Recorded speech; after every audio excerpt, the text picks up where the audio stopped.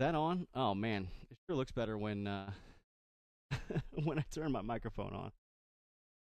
Um, I think what I would say is, first of all, thank you for those of you who have stayed with us through the technical difficulties. But I wanted to just say it was a disappointment for San Antonio to come out so impressively early in the year, getting that win over Memphis, and come back after making that late season run, losing to St. Louis, then overcoming the Battlehawks in the semifinal round. Set up for this tilt with Birmingham. I think they came out a little bit flat. Viewers liking. I was shocked to see that they could not produce, and some of that I put on Chase Garbers, but some of that I also put on the fact that you didn't have your full stable of running backs available, and that Birmingham defense nothing to play with. So hats off to Skip Holtz and company there for getting their third consecutive spring football title.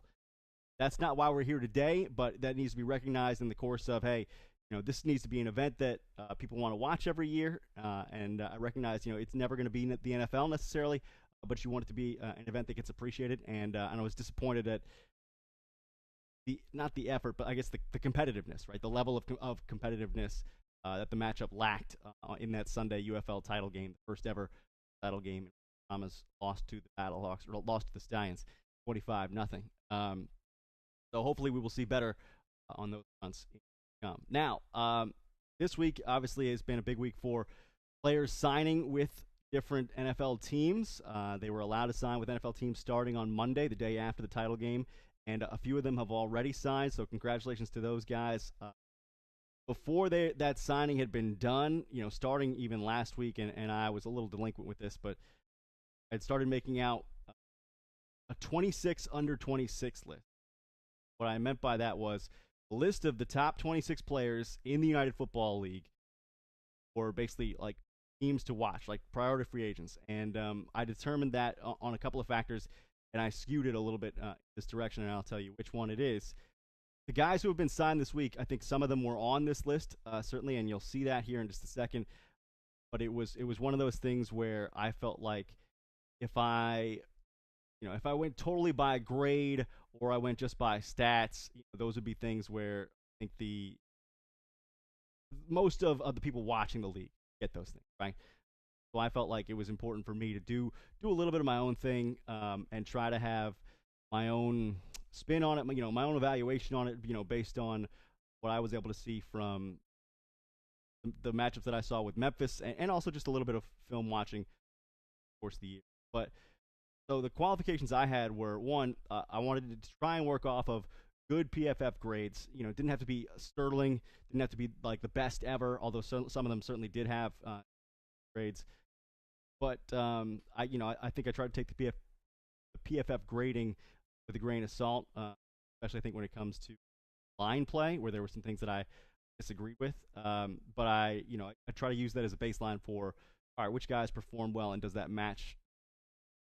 Does it match the kind of what I saw, and does it match the stat profile they put together? So I focused on a couple of things. One, the biggest group of players in the United Football League right now is 26 years old. Right? That is the largest percentage of players on any UFL roster at close of the season was 6 years. I believe 88 26-year-olds and 83 27-year-olds. That 26 was sort of the largest age bracket. So the reason I try to pick guys who are under the age of 26 is because when you see that bubble at age 26, that's kind of, I feel like, the last window that you are working, and if you haven't been seen by an NFL team at that time, had good production through age 26, maybe it's not going to happen. That's for a variety of reasons. But I was trying to work and see, okay, who are the guys who are not yet 26 that if an NFL team is looking for somebody productive to put on their practice squad, add some depth to that roster, these would be candidates. So it had to be two things. It had to be guys who were not yet 26 years old, and it also had to be guys who had been seen by only one NFL team previously. And by that I mean preseason or regular season game action, only one NFL team. I think once you've been seen by multiple teams in the NFL, you kind of have a profile with the league, what you can and cannot do, or who you can and cannot be. kind of how you can and cannot help the team. I think because multiple sets of professional evaluators at the highest level looking at you at that. So getting the chance to play in preseason, I think is the opportunity. I think that I was sort of going off of. Most of these guys that were on the list, some were excluded because, like Jontre Kirkland, perfect example. I think a guy who I think has the talent to be on an NFL roster, or certainly an NFL practice squad, but also has been seen. He's 25 years old, but he has been seen previously by 2 NFL teams, either regular season or preseason game action. With you had to be under 26, and you had to be having been seen in 2 NFL seasons or preseasons, fewer than 2 NFL seasons or preseasons. All the guys who are on this list were guys who are under the age of 26, and guys who had been with an NFL team preseason or regular season for only 1 season prior to this UFL season, right? Prior to this list coming out. Those were the qualifications I went with. I'm curious to hear your feedback, so please give me your comments. I'd love to hear that stuff from you guys. We can debate. We can have a dialogue here because I think that makes my football knowledge better. In fact, best thing would be tell me where I'm wrong. That would be the best thing. So there's a couple of names in this list that I like, and I'm going to try to play a couple of video clips as well that I got for some guys. But I'll go through the list with you, and so let me pull this up. I'll go offense first. A lot of these, guys you'll know. The guys that have had their names in orange already had at least a reported offer from an NFL team or about to be signing with an NFL team. So congratulations. A lot of these guys, Ricky Person, I believe Seattle, Jacob Sailors, the New York Giants, guys, standout running backs, Dawood Davis to the Carolina Panthers as wideout, Liam Fornadell, guard signing with the Patriots, and then Jake Bates, kicker, signing with the Detroit Lions. And those guys had tremendous years, especially obviously Bates came out hot of the gates, 64-yard field goal to win the game, right, in Detroit back in week 1. Huge, built on that by having a pretty good season down the stretch as well. So hopefully he can make an impact with the Lions and Dan Campbell and company. I loved getting to watch Dawood Davis on the showboats. I think there were times when his hands betrayed him, but I think he certainly has the speed and the talent to be on an NFL roster, so I'm glad that he's going to get that chance. And I felt like there were a couple of backs that popped. I gave the nod to John Lovett. There are some health concerns there, I admit that, but Jacob Sailors I thought was just an incredible dual threat. I don't want to put him necessarily in like Brian Westbrook territory, but certainly had just like sort of the flashes, the shades, right, of a sort of a do-it-all back like a Marshall Faulk or a Jonathan Taylor, a guy like that. Only 5'10", about 200 pounds. I think can certainly be bigger, but I'm glad that he's getting an opportunity. I think the same for Ricky Person. I've in years past I've tended to love that Seattle backfield with like a hard charging crew. I think it's been similar in the last couple of years the way they've built it, and Person certainly brings that. 30 physical back, former highly rated college recruit, a guy that I hope does really well there. He kind of anchored that running attack for Birmingham. This was excellent, but I wanted to pick out 2 guys on that list that are not necessarily the standouts. Justin Hall, once again, I think has been one of the best receivers in the league, and that kind of goes underappreciated because he's a little bitty guy, right? And as a little bitty guy myself, who doesn't have even a pinky's worth of Justin Hall's talent, I root for those guys. Seen a little bit of time with the Raiders previously, but I think the degree to which he is appreciated, I think, gets a little bit at times undercut by the fact that he's not as big of a guy. And like the Tank Dells of the world, so to speak, come out here, and if NFL teams think highly enough of you, they'll tend to take you at that size in the NFL draft. For whatever reason, not up to their standards at that size, you stand less of a chance. But I loved what 2 guys that I'm going to list did, and that's Jonathan Adams and Kiki Chisholm. So I'm going to give you a little bit of a taste of what those 2 guys were able to do this year. Recognize there was some times where I felt like they could have done more. At least that was my feeling, that they could have done more at times. I think I would also say that there were moments where I felt like, wow, that guy, like, I think surprising.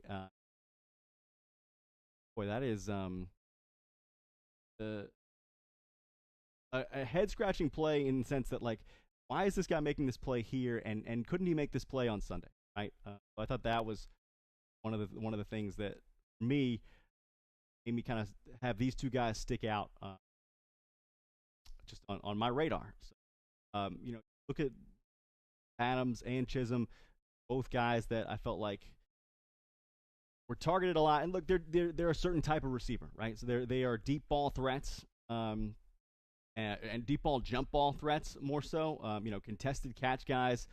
I think they both caught at least 60% of their targets. They each had at least, I think, 15 contested targets, and they caught 70% of those balls.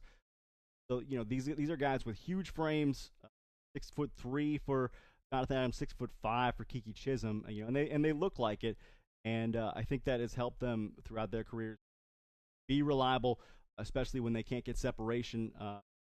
And in it a lot, especially if you were watching Showboats football this year, where Jonathan Adams couldn't separate, but was often the one drawing a flag on the defensive back in coverage because separation was the thing that the defensive back was often denying to them.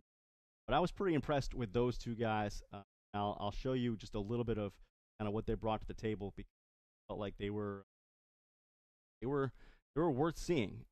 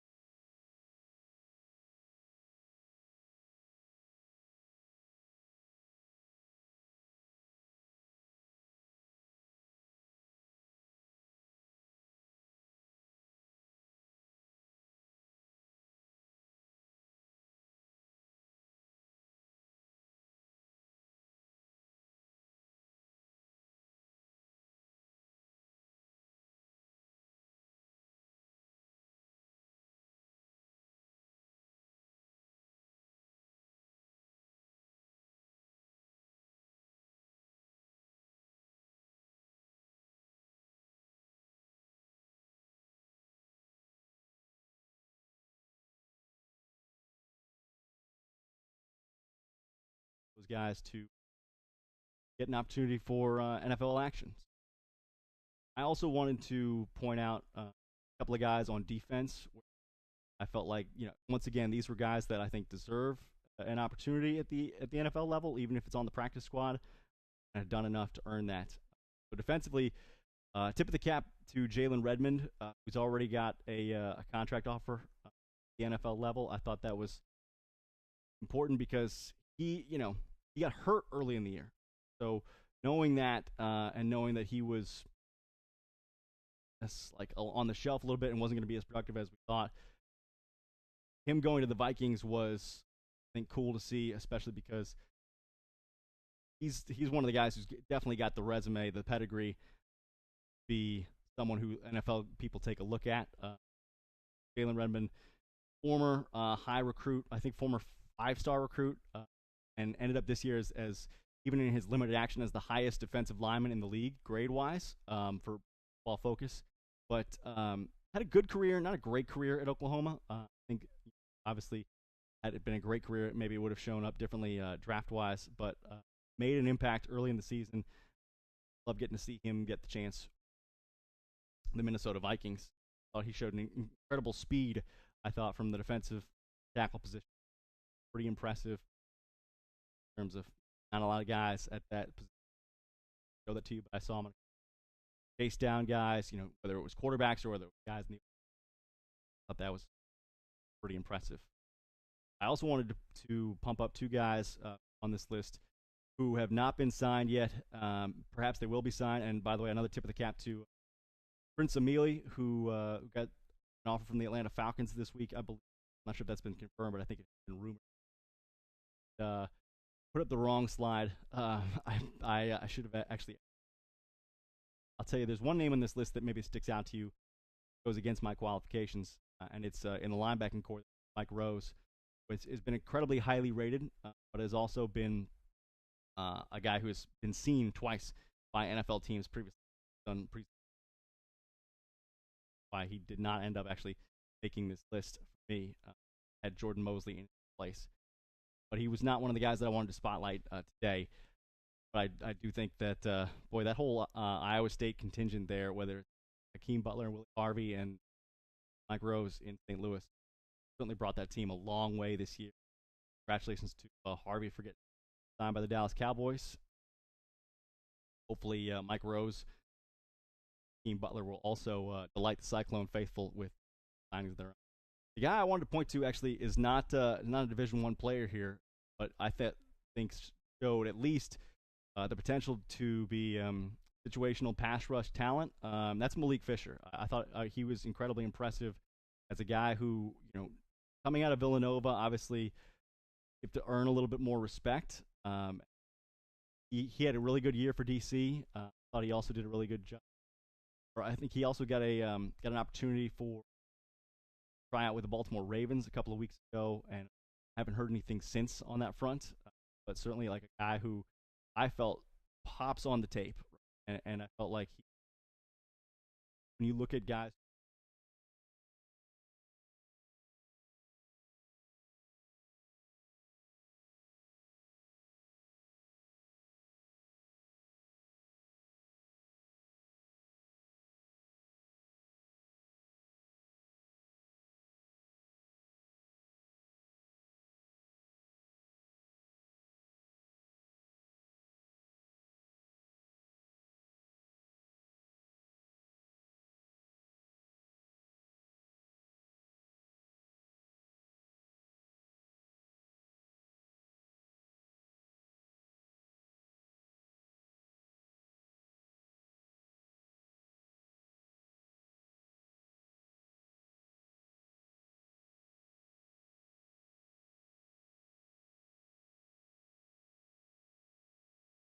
Got an opportunity, potentially.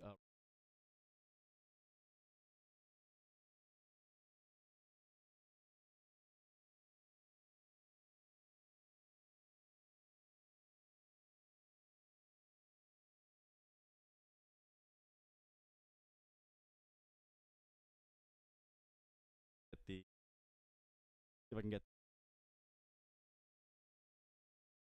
get this going. Quick time.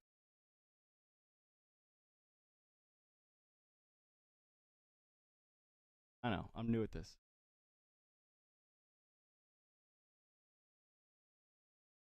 There.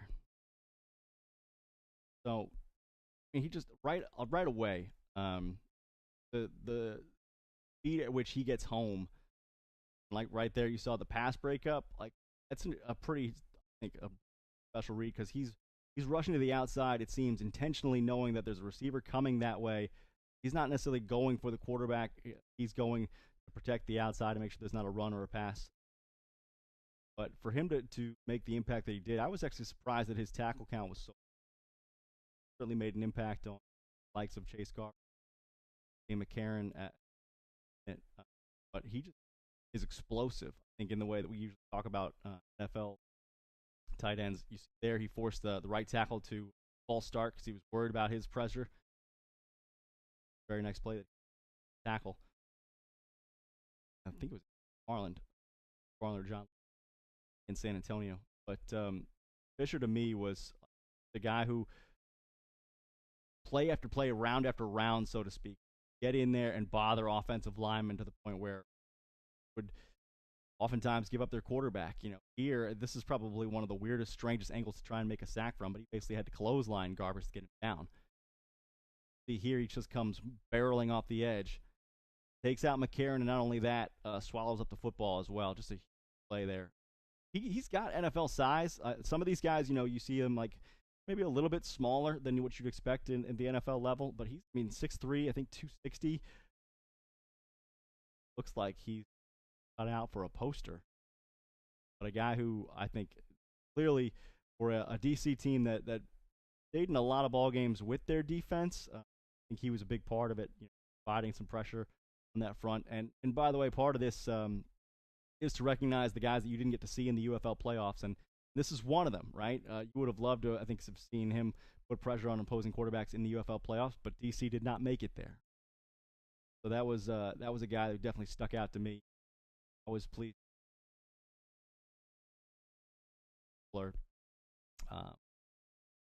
Hope people get a chance to see him on Sunday, or at least somewhere in a practice squad where he can make a difference on special teams. Again, he's got sort of the body type that you'd expect a special teamer in the NFL to have.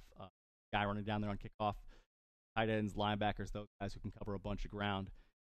Brought it, that was impressive.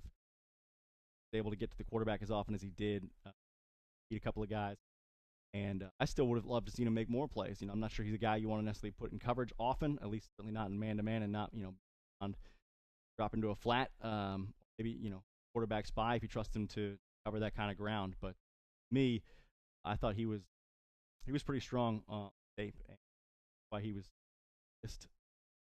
The other guy who's on this list that I'm going to get to, Markel Roby. Roby was, I thought, had a knack for the ball. That was his biggest thing. Kind of, again, a lot of these guys under-scouted a little bit. Roby in particular was a guy who, memory serves, an AIA guy, then went to Pittsburgh State, played 2 years at Pittsburgh State, which is a really good Division II program. But again, that's the kind of guy that tends to get under-scouted. He didn't make every play. You'll see that from the tape. But I do think that he made a ton of plays, and to his credit, thought he did a really nice job having a knack for the football, being near it, being around it, messing with it, if you will. And I'm going to try and bring that up here in a second, because he was, the playmaking at times, you were wanting some things from him where it felt like it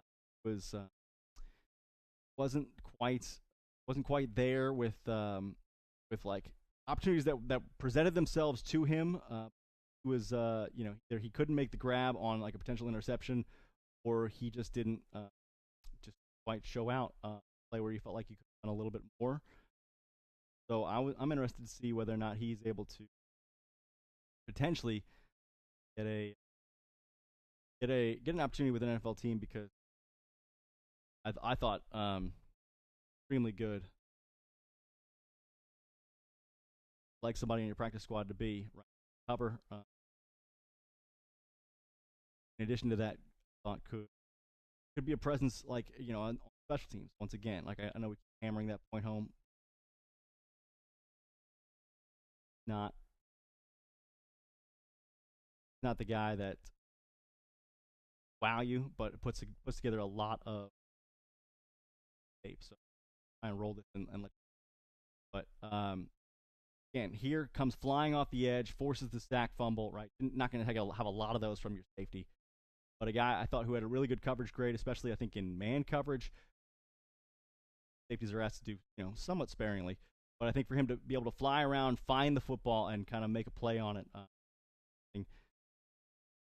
Ball pops up in the air, he's right there to get it. Now this return ultimately ends up being negated by a holding penalty, I think, or maybe a block penalty on the return. But to have the presence of mind to come over, to catch the tip ball, and then to make something of it, what everybody wants from defensive backs, ball hawking safety types, and he really did have himself around the football to such a high extent that it's hard to ignore. Right, right place, right time. Some of that is luck, but some of that is preparation and anticipation. A lot of that for a Houston defense that started out looking good, got banged up, and I think kind of got worn down towards the end of the season. So shout out to him. Here, obviously, throw where I feel like he probably should have picked that one off, able to knock it down. Danny Etling puts this one right out there for him. Maybe if he's 6'1" or 2, not 6 feet even, they should have made it. In position to make it, certainly, and felt like he was around the ball a lot. Guy who's able to make some special plays with his hands. Look here again. This was ruled on review, but check out the catch that he made. Well, it's not on there, but he made an incredible catch on that play in the end zone. Made another incredible tip here. He's able to knock it up in the air against Bryce Perkins and catch it. Right, like yeah, maybe you don't make that throw as a quarterback. But just for your DB to come up and be in your face and also make that play to have the reaction time to do so, that's fairly impressive. I thought, there were times where his tackling looked, like it could use a little bit of work, but just the ball skills and his ability to be around the ball frequently, some of the things that impressed me. Bigger guys like this, he's got to go under them. And for the most part, like he's not going to be Kyle Hamilton, right? He's not going to play close to the line of scrimmage all the time, but when you need him to make a stop, he can make a stop. I think he certainly puts himself around the ball to the degree. Yeah, you want playmaking on your special teams, if nothing else, certainly on your practice squad. If you're trying to show looks, that was my read on. Again, got his hands on another pass here, even if it's an ill-advised pass. That's got to try and do is make the other team pay for their mistakes. Certainly in the vicinity on a lot of these plays. Try and make them collect on that debt, that risk, if you will, quarterback. So impressive there. I think once again, comes up right in the grill of Adrian Martinez. Try and get his team the momentum going into a halftime of a game where they were really, really close to the eventual league champs and just could not get it done. Pretty good year for Markel Roby, is considered. I thought Corey Mayfield, among the young cornerbacks, graded really well. Kedrick Whitehead graded well, and I think he popped on tape the way Roby did. I think more so with hitting, defending the run, wasn't quite as good in coverage. I think you could say some of the same things about Jordan Mosley, still a very young player out of Maryland. Ton of tackles this year for San Antonio, and he and Tavante Beckett, I think, were very similar in that way, where they're built honestly more like safeties, and Mosley, I believe, is a safety, but Beckett's more of a linebacker. But they are meant to fly to the football, make tackles, coming forward and side to side, not necessarily like covering guys, kicking them. Maybe there is a place for them. John White didn't get a lot of time this year. Highly graded in the minutes that he got in the playing time that he got. Similar for Momo Sanogo, although Sanogo wasn't as versatile as some of these guys. I try to put Christopher Allen on there as well for being young and having a decent grade. Jordan Ferguson for being young and for taking so many reps. Memphis team that I think look overwhelmed at a lot of times. performance. I think led to some missed tackles, but I think Ferguson was as consistent as anybody on that Memphis defense, and that's why he made. Garrett Nelson also was good was not a damage door in every single play, every single game. I think picked his spots well. Curious to know what people think of this. I'm certainly interested to see who else signs with NFL teams. Some of these guys like surprise me. Didn't see Arion Conley signing necessarily with the Cowboys, I think, and didn't necessarily see Jared Jones-Smith signing. I think my perspective was, and I'm interested to hear other people's. Conley, having come from the NFL, it's hard to get back, and I wouldn't really put him on this list because been seen by a couple of teams already, and had some serious NFL time. Jared Jones-Smith, I just thought throughout the year, I'm no offensive line expert, but when I watched him hold. Maybe that goes unevaluated, ungraded, but I thought there were times where he get away with a little bit of this and that. But all that said, lots of other people thought he was an all UFL caliber offensive lineman. So glad that he gets the opportunity, and that's what you want this league to do, right? Is showcase guys who people are unsure if they're good enough. Give them the chance. They perform well. They show enough to be evaluated and signed or offered a contract. That works, right? That's the UFL working. Putting guys in spots where they can sign a contract, even if it's only $10,000 guaranteed. I want to give the biggest shout out to Dondre Tillman, who's been spring football everything. It feels like for 30 years. He's only been in the league for 3 years, but I think this is going to be him signing with the Broncos. Hopefully, he gets a chance in preseason to show what he can do. Recognize, coming out of Division II at times, right? You don't have the profile of some of these top-ranked guys, but just hugely productive and a great big part of that Birmingham offense year in and year out. Hopefully, Dondre Tillman sticks with the Broncos. Does some good for Sean Payton. He's 26, I believe, so he didn't qualify necessarily for this line. But he, for a guy who hadn't really been looked at seriously by NFL teams at this point, to win a third straight spring football title with Birmingham and to be a huge part of that defense, he and some others on that defense certainly probably deserve a look. But if I was going to write or I should say an honorable mention list, I think I'd try to get some 26-year-olds. Would be one of them. Mike Panishuk might be one of them, the center for St. Louis. A couple other guys that didn't quite fit on. Hopefully, people get a chance to see a lot more UFL guys in action because they get signed and stay on with these different NFL teams. Interested to see what they have in store.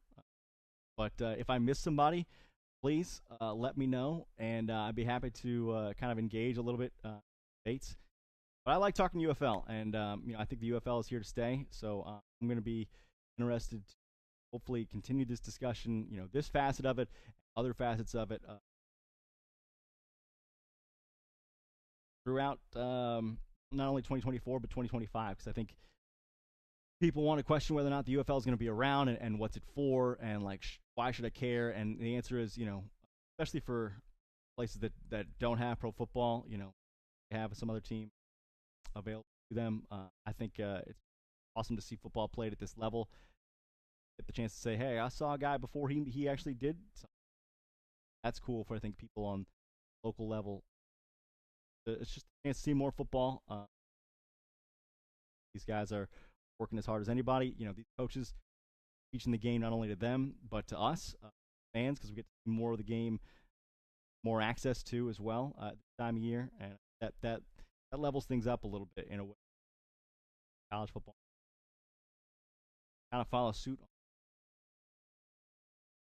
This is part of growing the game and giving more people access to players, and I think it's been a lot of fun to be a part of. Obviously, if I lived somewhere where there wasn't a team, maybe I'd feel differently. But I think it's pretty cool. I hope people enjoy getting to see the UFL and getting to see some of the guys they used to know from college, kind of working their way up, and some other guys who you maybe don't know life-changing money. But I'm going to try and put out some more UFL content later this year. Yeah, as the summer goes forward. But I'm trying to build the presence on this YouTube channel anyway. As you can tell here today, I had some trouble with the graphics and had some trouble with the microphone. So I'm going to keep working on that, phoning up my OBS. But let me know if I missed anybody, guys that like you think belong on this list, and I'll try to put out some more content, throughout the summer on the UFL. And if you're on this channel, hopefully you'll stick around for some content on some other things like potentially, women's basketball. People who know me know I'm involved in that. Time I'm going to try and more WNBA and women's college basketball stuff as well. College football certainly. The main market stuff as well. I'm Tyler Springs. Been another episode of Typhoon Streams, and please let me know who you think belongs on the UFL 26 under 26 list. Did I get it right? Did I get it